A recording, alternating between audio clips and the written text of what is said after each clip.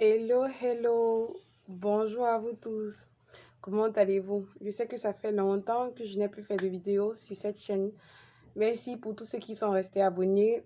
Merci de me suivre. Merci parce que grâce au nombre d'abonnés que j'ai, je suis contente de savoir que j'ai des personnes qui m'écoutent. C'est vrai que pour certaines vidéos, j'ai enlevé les commentaires parce que je suis quelqu'un de très sensible et peut-être je ne serais pas encore apte psychologiquement à accepter peut-être comme insulte ou bien quoi. Donc c'est pas, j'ai pas mis, donc vous allez essayer de me comprendre quand je désactive parfois les commentaires dans mes vidéos. Alors, aujourd'hui j'aimerais parler avec vous parce que j'adore avoir des nouvelles astuces pour pouvoir vous les transmettre et vous faciliter aussi la tâche un peu comme moi. Aujourd'hui, j'aimerais vous présenter mes cheveux. Regardez, je suis sûre que vous avez constaté au niveau de toutes mes vidéos qui sont sur cette page que j'ai généralement les cheveux, en fait, les cheveux à l'air ou les cheveux attachés. Mais j'aime plus avoir ces cheveux et pouvoir les mettre en avant. Je me sens plus belle et plus épanouie en ayant mes propres cheveux et en pouvant me coiffer tout simplement comme je l'ai fait sur cette vidéo.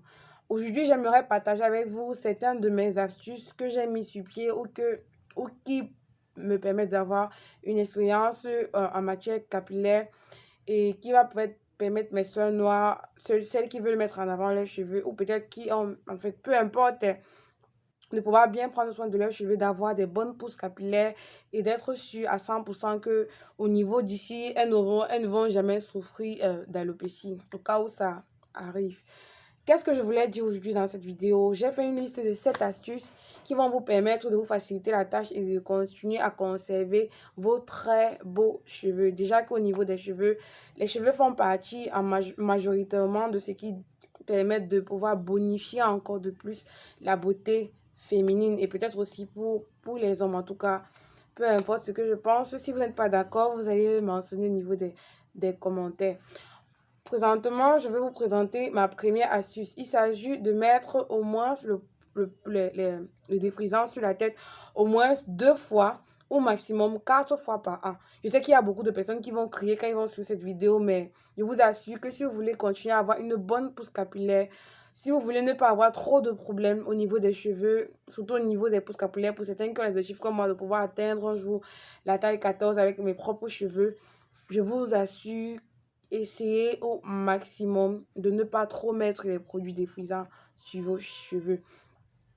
Je propose le 4 fois par an. Pourquoi? Parce que j'ai constaté que lorsque les gens ont généralement une petite pousse capillaire, ils aiment, à moindre difficulté, ils veulent seulement mettre les défrisants à l'intérieur. Et c'est généralement ce genre de personnes qui se retrouvent à la longue à ne pas avoir les cheveux qui poussent. Si vous constatez, ceux qui généralement laissent d'abord les cheveux atteindre du moins un pompon, parce que j'aime souvent conseiller aux gens de mettre le pot sur leur tête, juste après avoir atteint au moins un pompon. Lorsque tu parviens au moins à faire un pompon avec tes propres cheveux, tu peux commencer à prendre le risque de mettre les défrisants dessus. Parce que là, ça va plutôt augmenter ta pousse capillaire et ça va te permettre de pouvoir avoir moins de douleur lorsqu'on va te peigner les cheveux. Et ça va aussi te faciliter la tâche pour certaines personnes qui n'aiment pas avoir les cheveux nappis. Lorsque tu mets le pot au moins 2 fois ou 3 fois par an, je t'assure que, bon, prenons juste le cas de 2 fois par an.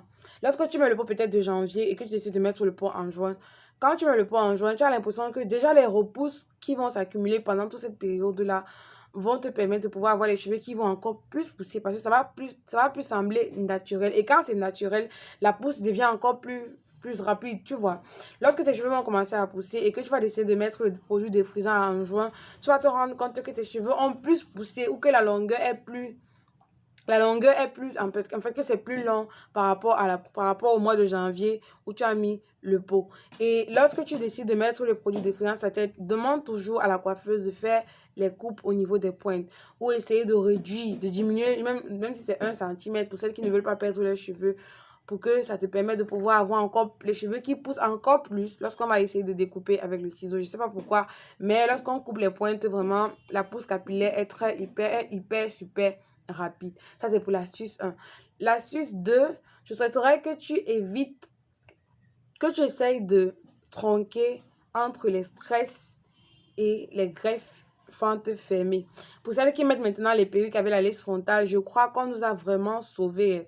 Parce que maintenant, on n'est plus obligé chaque fois de se coiffer et d'avoir les cheveux un peu ici, en fait, d'ouvrir, de laisser une partie des cheveux là devant pour essayer de peigner, pour que ça fasse corps avec la greffe que tu as mis. Si tu as le choix, si tu n'as pas les laisses frontales, je souhaite de tout cœur de pouvoir faire des coiffures fermées, de mettre des greffes avec les fentes fermées. Tu peux mettre le chapeau, tu peux mettre les coiffures avec chapeau devant, tu peux faire des coiffures, en fait, que ce soit la fente fermée, excessivement la fente fermée. Lorsque tu fais les tresses, tu vas constater que lorsque tu fais les tresses, ta cuif chevelu est très fragile, tu vois. Et avec le temps, si c'est que la personne qui t'a coiffé n'a pas une très bonne main ou a une main qui coupe les cheveux devant, tu vas te rendre compte que ta devanture s'est rasée. Moi, généralement, quand je me rends compte que ma devanture a été légèrement touchée par la coiffeuse qui m'a fait les tresses, ce que je fais habituellement, c'est de me coiffer de nouveau uniquement avec la greffe fente fermée. Lorsque je fais la greffe fente fermée, je demande qu'on me fasse de bons renversés et qu'on ne serre pas trop. Lorsque la fente est fermée, ça permet à la devanture qui a été, en fait, les cheveux qui ont été touchés de pouvoir pousser. Et lorsque je vais retirer ma greffe en question, je vais me rendre compte en mettant le pot que mes cheveux ont vraiment poussé devant. En fait, ça te permet, la fente fermée te permet non seulement de camoufler ou de cacher la devanture qui a été touchée et ça donne la possibilité à ta devanture de pouvoir pousser parce que ce n'est pas touché, ça n'a aucun souci, donc ça a tout le temps de pouvoir pousser naturellement. Donc, si c'est que tu as des problèmes, si tu ne veux pas avoir les cheveux qui ont été touchés devant, je te propose de te faire des tresses et après, par la suite, d'attendre, de reposer un peu tes cheveux, même 2 à 3 jours et d'essayer de faire, de mettre la greffe avec la fente fermée pour que les cheveux qui ont été touchés devant, que les cheveux qui ont été touchés devant puissent se repousser et pour que lorsque tu vas recommencer à te coiffer ou lorsque tu vas mettre le défrisant, si tu le souhaites, tu vas te rendre compte que ta devanture est de nouveau très pleine. Pour la troisième astuce que je vais te donner, c'est d'observer généralement là où tu te coiffes, de faire toujours les efforts de constater si la main de la personne qui te coiffe coupe les cheveux ou pas. Pour éviter ce problème, moi, je décide toujours d'aller me coiffer vers les mêmes personnes. Si j'ai constaté la dernière fois que lorsque tu m'as tressé, que la devanture a été touchée, crois-moi, je vais t'éviter. Hein. Là, je ne vais même pas essayer de... Je ne badine pas avec mes cheveux. Je ne badine pas avec ça. Donc, si je constate que tes mains ont coupé, que la dernière fois que tu m'as fait les tresses, que tes mains ont coupé ma devanture, je vais même plus me retrouver dans tes bras. Donc, je vous propose de faire une étude méticuleuse pour savoir exactement qui vous permet d'avoir les coupes de cheveux, qui vous coupe les cheveux, la main qui vous coupe les cheveux devant ou la main qui permet plutôt à vos cheveux de continuer à pousser sans aucune souffrance. Et lorsque vous avez déjà détecté ce genre de coiffeuse, habituez-vous à rester avec elle, essayez de ne pas d'être toujours en bon terme avec elle pour qu'elle continue à vous faire des tresses et vous n'allez pas souffrir d'alopécie devant à long terme. Pour la quatrième astuce, je vous propose de faire des soins réparatrices après chaque défrisant ou de traiter les cheveux, comme on le dit souvent communément au quartier. Si vous voulez ne pas avoir les cheveux abîmés de temps en temps, si vous voulez avoir des cheveux qui poussent rapidement, je vous propose de faire des soins. Lorsque vous mettez les défrisants, n'oubliez pas, c'est très important de faire des soins de cheveux. On t'applique généralement des produits qui sont destinés à faire cela et on te met le plastique, on te met dans le casque. Les cheveux prennent le temps de pouvoir vraiment bien absorber le produit. Et lorsque tu peignes, tu vas te rendre compte que ça devient plus facile à gérer. Ta pousse même est vraiment très, en fait, la pousse, tu sens que les cheveux sont vraiment encadrés.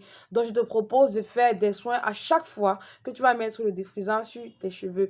Ou du moins, d'essayer d'attendre, de patienter une semaine après avoir mis les défrisants sur ta tête, d'aller une semaine plus tard, de demander à la coiffeuse de t'appliquer les produits qui vont te permettre de traiter tes cheveux. Ça donne une très belle texture, ça augmente le volume des cheveux et tu as l'impression d'avoir des cheveux et tu as des cheveux en bonne et en parfaite santé. Pour ma cinquième astuce, je vous propose d'utiliser des produits qui vous évitent les cassures des cheveux. J'ai été tellement stupéfaite la dernière fois lorsque je me suis coiffée chez ma coiffeuse de constater qu'elle avait des nouveaux produits qui me permettaient d'éviter les cassures des cheveux. Genre, tu mets les cheveux, tu mets l'huile, généralement ça peut être c'est juste l'huile des cheveux, mais tu demandes qu'on te donne l'huile de cheveux qui va te permettre de pouvoir éviter les cassures. Lorsque tu as ce genre de produit, vraiment, c'est le must qu'il faut avoir dans sa routine capillaire. Lorsque tu l'appliques sur tes cheveux, tu les peignes n'importe comment, tu as l'impression que même pas un grain de cheveux a sauté sur ta tête. Tes cheveux sont bien peignés et lorsque tu retires le peigne, tu n'as rien sur le peigne. Il n'y a rien de plus satisfaisant, il n'y a rien de plus de plus beau quand tu peignes ta tête et que tu te rends compte que tes cheveux n'ont même pas sauté, qu'un seul grain n'est pas quitté sur ta tête. Donc, je te propose de utiliser ce genre de produit sur le marché.